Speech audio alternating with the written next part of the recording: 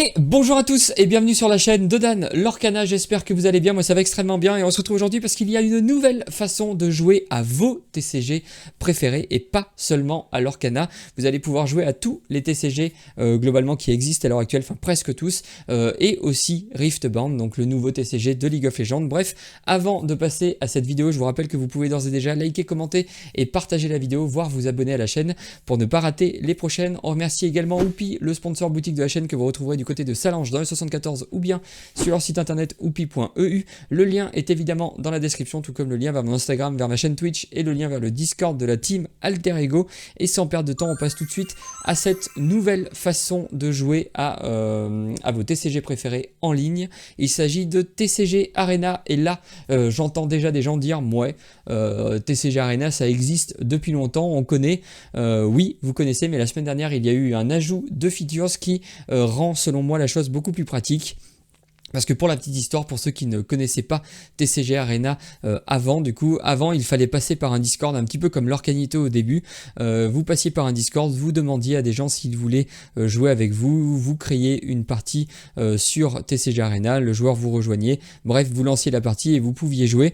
C'était ma foi pas si mal, mais voilà, c'était un petit peu plus lourd, il fallait trouver un adversaire, il fallait s'embêter un petit peu, et depuis la semaine dernière on a une nouvelle feature, ce que vous allez voir juste après, qui permet de trouver un adversaire de manière automatique et random.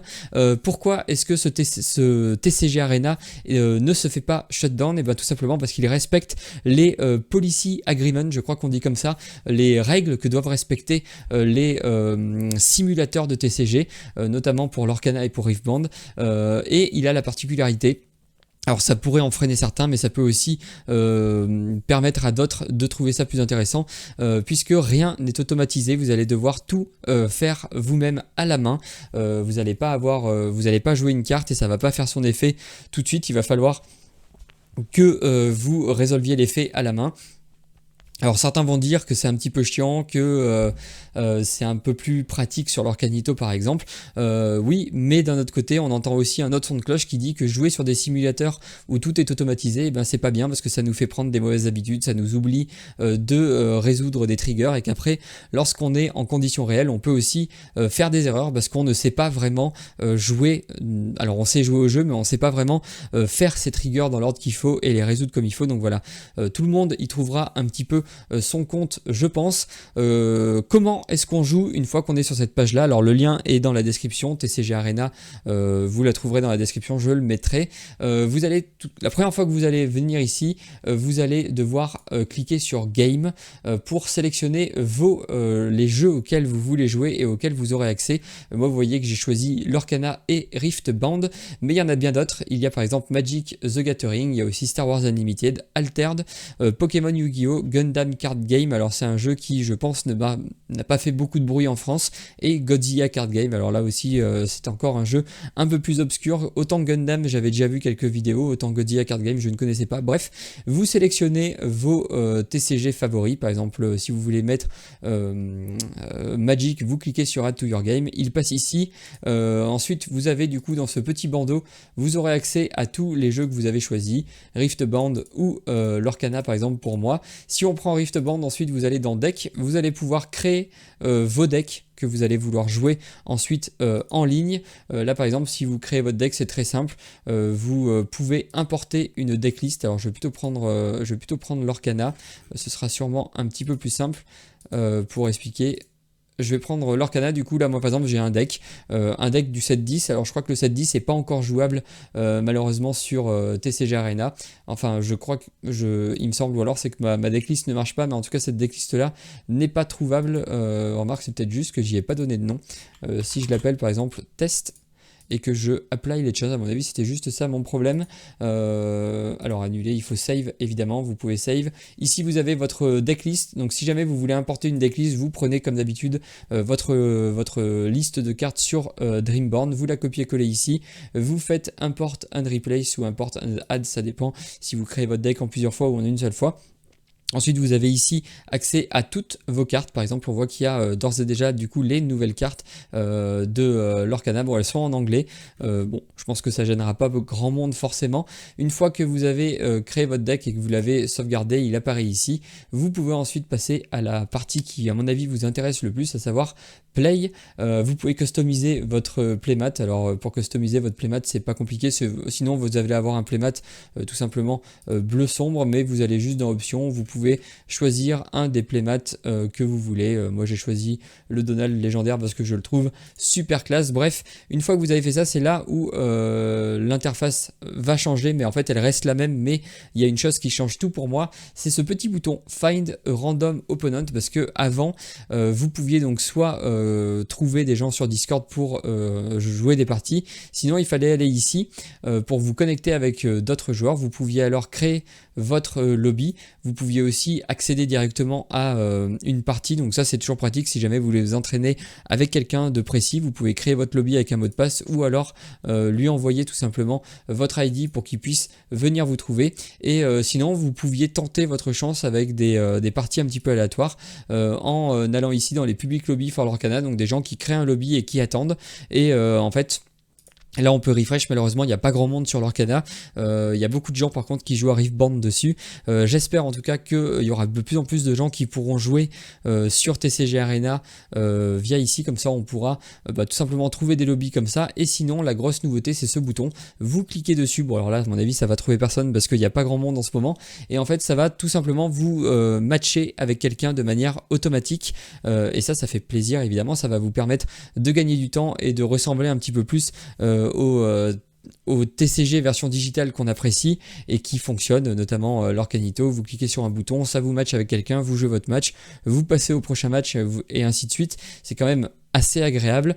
Pour la petite démonstration, puisque donc là en fait normalement vous allez trouver quelqu'un, une fois que vous avez trouvé quelqu'un, vous allez le voir ici juste sous ma petite caméra, il y a un petit chat qui va vous dire que vous avez trouvé quelqu'un. Vous allez pouvoir lancer la game. Heureusement on peut lancer la game tout seul pour juste se faire la main avec l'interface, parce que ça peut être un petit peu compliqué parfois au début. Quand vous lancez la partie, du coup une fois que votre adversaire a été trouvé, vous cliquez sur Start, vous pouvez choisir le format. Bon, pour l'instant l'Orcana il n'y en a qu'un seul. Vous pouvez choisir qui va commencer ou le laisser en random, et ensuite vous cliquez tout simplement sur Start. Ensuite vous avez accès à votre liste de decks. Vous avez aussi accès à des decks préconstruits si jamais vous voulez jouer avec un deck préconçu. Sinon vous sélectionnez votre deck, vous cliquez sur Start et vous arrivez directement dans votre partie, puisque là vous voyez c'est ma main de départ et je vais pouvoir mulligan les cartes que je n'ai pas envie de voir dans la partie. Alors on va faire quelques tours juste voilà pour vous montrer un petit peu l'interface, pour découvrir un petit peu comment ça fonctionne, comment un petit peu tout fonctionne. C'est en anglais, mais je pense que c'est pas très compliqué, c'est des termes globalement que les joueurs de TCG connaissent. Alors si vous voulez tout simplement pas garder votre main, vous cliquez sur la carte que vous ne voulez pas garder et ça vous l'enlèvera de votre main. Par exemple si je décide de ne pas garder ces 3 cartes là, je clique ensuite sur Draw 12 cards again. Alors ça me dit entre parenthèses 3, donc ça va me dire que je vais piocher 3 nouvelles cartes. Les voici, décidément j'ai beaucoup de plus ardent que le feu des volcans. Une fois que tout est bon, parce que je pourrais encore faire un mulligan, alors ça c'est une liberté qui est prise.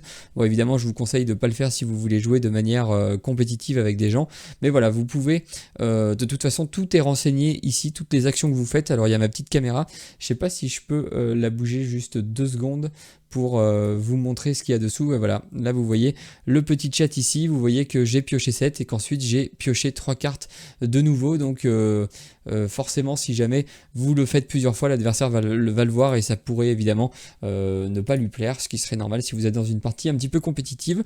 Ensuite le joueur actif a ce petit bandeau rouge autour de son playmat. L'adversaire aurait son playmat en face. Vous pouvez ensuite faire un petit peu tout ce que vous voulez. Par exemple si vous voulez, alors vous pouvez drag and drop, ça c'est plutôt pas mal, mais par contre si vous drag and drop, la carte sera mise directement invisible, puisqu'ici c'est votre ressource d'encre. Donc moi je vous conseille vous pouvez le faire add into your inkwell, la carte est invisible, ensuite vous cliquez juste droit dessus pour le rendre visible par tout le monde, elle apparaît visible et ensuite vous pouvez jouer une carte personnage. Alors il y a quand même des toutes petites choses qui sont automatisées, mais vous pouvez les enlever. Par exemple si vous cliquez sur ce bouton là, en gros je vais vous montrer, par exemple là si je joue une Mulan, ça tape automatiquement mon mana. Si je veux pas que ça le fasse, je peux aussi cliquer ici. Je vais pouvoir le taper manuellement et ensuite jouer ma Mulan. Rien ne se passe, donc là on voit toutes les actions toujours pareil dans le petit encart ici. Et ensuite c'est là où c'est différent par rapport à l'Orcanito ou par rapport à d'autres softs qui, comme Pixelborn par exemple, qui existait avant. C'est que là en fait rien ne va vous automatiser ce que vous venez de faire. Vous pouvez jouer Mulan et ne rien faire. Si vous le faites pas, bah tant pis pour vous. Par contre si vous voulez le faire, vous allez devoir le faire manuellement. Donc là vous allez pouvoir, donc là il n'y a pas d'adversaire, mais sinon on peut pinguer en cliquant ici. Par exemple je pourrais même pourquoi pas parler, tout simplement dire que je résous l'effet de Mulan. Donc l'effet de Mulan me dit de piocher une carte et ensuite de choisir une carte et de la défausser. Donc pour piocher c'est assez facile, on va sur son deck et on fait juste draw. Alors il y a plein d'autres options, hein. On peut révéler la première carte, révéler juste pour nous, on peut keep on deck change, alors ça je sais pas exactement ce que c'est. Je peux chercher une carte dans toute ma bibliothèque si jamais j'en ai envie. Et ensuite je peux ici évidemment cacher ça pour revoir le truc. Je peux arrêter et remélanger ma bibliothèque. J'ai évidemment plein d'autres options. Je peux par exemple, pour que ce soit plus facile, si par exemple je dois piocher plein de cartes, je peux mettre que je pioche 4 cartes, je choisis la destination, donc main, attention, c'est pas votre main, même si ça se lit comme en français, c'est la zone de jeu. Donc si vous faites ça, vous allez mettre tout simplement les 4 cartes sur votre zone de jeu. Vous pouvez les mettre dans votre réserve d'encre, vous pouvez les mettre en tant que item, je crois que c'est ici les items, dans votre main, dans votre discard, les enlever. Alors les enlever, ça les enlève complètement de votre deck, donc attention, c'est pas forcément la chose qu'on veut faire. Ça peut, en fait, après je sais pas exactement comment on les récupère une fois qu'elles ont été enlevées. Ah si, show removed, en fait je vais vous montrer ce que ça fait. Par exemple si je mets ça et que je mets remove, et bien tout simplement elle rejoint la liste des cartes qui ont été remove, et ensuite comme tout le temps je vais sur la carte, je peux la remettre dans ma main et fermer ça. Donc si je le fais, mon adversaire voit tout, hein. Tout est traqué comme ça, il n'y a pas de triche possible.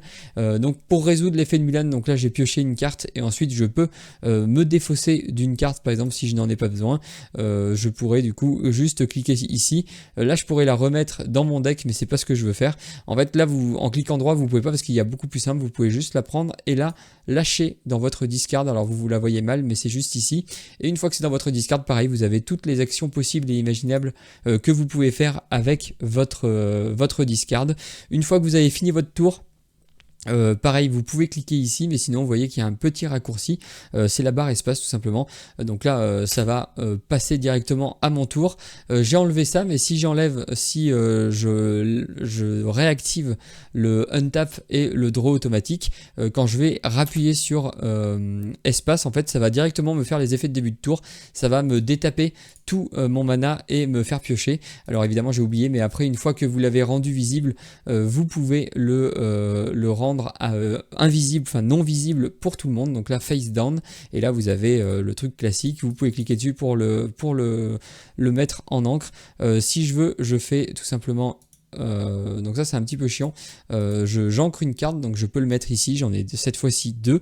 Je pourrais jouer une action. Ah oui, alors si on joue une action, donc on va taper son mana et ensuite on va le mettre ici pour dire à son adversaire voilà ce que je vais tenter de résoudre, parce que bon dans l'Orcana c'est pas le cas, mais dans certains TCG vous n'êtes pas obligé de résoudre l'action que vous voulez jouer pendant votre tour. L'adversaire peut vous embêter. Là dans l'Orcana vous allez juste le mettre ici, comme ça c'est clair, l'adversaire peut le lire, et ensuite vous allez ping sa créature pour dire j'inflige 2 à cette créature là, à cette créature-ci. Si jamais l'adversaire ne comprend pas ce que vous lui dites, vous pouvez lui écrire dans le chat pour être sûr que ce soit bon. Une fois que alors normalement je crois que vous pouvez même cliquer ici pour choisir des cibles. Là par exemple je pourrais faire la petite flèche, comme ça je dis si vous aviez des choix multiples, il y a des cartes qui font des effets multiples, vous pouvez juste cibler comme ça au lieu de juste ping. Vous dites bah voilà, mon Fire the Cannon il va faire 2 dégâts à la Mulan ici, et ensuite une fois que c'est bon vous faites play. L'adversaire va résoudre tout ce qui s'est passé. Donc là je m'auto-tue, mais c'est vraiment juste pour la petite démonstration. Vous pouvez mettre du coup votre Mulan dans votre défausse, pourquoi pas passer au tour adverse. Vous avez compris, vous refaites exactement pareil. Alors là je sais pas si non, là c'est pour Link ça, mais il faut que je regarde. Je sais pas exactement comment on fait pour le mettre dans sa réserve d'encre face visible. À mon avis on doit pouvoir le faire peut-être d'ici. Non, on peut pas le faire. c'est pas très grave. Bon, en gros, vous allez devoir juste rendre visible la carte que vous venez de jouer. Ensuite, vous le jouez, vu qu'il y a l'option qui est cochée, ça va tout vous mettre en surbrillance, enfin ça va tout vous taper automatiquement, donc c'est un petit peu agréable. Ensuite, si vous voulez attaquer avec votre patte, vous allez pouvoir... Alors attendez, je vais juste essayer d'enlever ça. Je sais pas comment on fait. Bon, c'est pas grave, là je me suis auto-ciblé. Si je le mets ici et que je le remets là, il l'a toujours. Bon, c'est pas très grave. C'est pas très grave, mais en gros vous allez pouvoir dire bah, mon patte il va attaquer ta créature ici, vous engagez votre personnage et ensuite si jamais votre personnage prend des dégâts, tout est pensé évidemment, vous allez pouvoir mettre un petit marqueur de dégâts sur lui, par exemple là j'aurais pris un de dégâts, je mets 1, 2, même quand il se redresse du coup les dégâts restent. Vous pouvez, alors dans l'Orcana je pense que ça sert pas à grand chose, mais vous pouvez rajouter un deuxième compteur de dégâts, alors dans l'Orcana ça sert pas du tout, mais voilà ça pourrait servir. Vous pouvez ajouter des notes, par exemple un petit test. Là du coup je sais pas trop à quoi ça sert dans l'Orcana encore une fois, mais voilà, vous cliquez sur votre carte, vous avez le petit message qui s'affiche juste en dessous pour dire voilà, il y a un message. Après, vous pouvez le delete si jamais vous avez plus besoin. Vous pourriez le mettre par exemple pour dire ne peut pas chanter. Par exemple, vous pourriez cliquer sur une créature adverse et dire ne peut pas chanter, comme ça vous vous en souviendrez. Vous montez le compteur à 3, votre créature meurt, vous la déplacez tout simplement dans votre discard et ainsi de suite jusqu'à ce que la partie soit terminée. Je pense que c'est une manière assez... Ah oui, j'ai oublié un autre truc, vous pouvez aussi définir qui va être le premier joueur en tout simplement lançant un dé. Vous allez pouvoir lancer plein de dés différents, un pile ou face avec un ou deux, ensuite un D4, un D6, un D20, plein de dés. Lorsque vous lancez votre dé, pareil, vous allez avoir le petit résultat qui va s'afficher juste ici. Là par exemple, j'aurais fait 11 sur 20, donc voilà, c'est pas si mal. Je sais pas si je peux lancer 2D6. Comment est-ce qu'on peut faire pour lancer 2D6? Si je fais 2 ici et que je fais 6, ça me lance... Ah non, ça me met... Ok, je comprends pas trop. Donc là, je fais plein de scores aléatoires. Vaut mieux cliquer ici et lancer un D20 ou un D12. Bon, c'est vraiment juste une manière d'avoir une façon random de jouer. Là, vous voyez qu'il y a absolument tout qui est mis ici. Bref, je pense qu'on a fait à peu près le tour. Si jamais ça vous intéresse, ah oui, je peux aussi... c'est ici pour... vous voyez, je vous avais mis là et j'avais par exemple ciblé ici. Si vous voulez les enlever, bah, c'est tout simple, c'est juste ici. Ça, c'est pas mal, ça améliore la lisibilité pendant que vous jouez. Vous avez une autre option ici, c'est les tokens. Bon, il n'y en a pas dans l'Orcana. Et l'autre option, c'est Cancel All Forward Cards. Alors ça non plus, je pense que dans l'Arcana, on n'en a pas besoin. Une fois que vous avez fini de jouer, vous pouvez tout simplement dire que vous êtes éliminé si jamais vous voulez attendre. Bon, ça, je pense que c'est plus pour du multijoueur. S'il y a plusieurs joueurs sur l'écran, vous pouvez dire que vous êtes mort, revenir à la vie. Vous pouvez aussi faire une pause avant la phase de pioche. Ça peut être utile, par exemple, si vous avez... une Lilo dans votre défausse et que lorsque l'adversaire passe à votre tour, vous voulez pas piocher avant pour pouvoir trigger votre Lilo, vous avez juste à cliquer ici et vous allez avoir une petite phase avant par exemple là si je le fais, je vais avoir mon tour. Et du coup j'ai commencé mon tour, j'ai détape tout mais je n'ai pas pioché. Si je clique ici, ensuite je pioche ma carte, ça peut vous permettre voilà, de réaliser des actions qui doivent être réalisées au moment où elles doivent être réalisées et pas plus tard.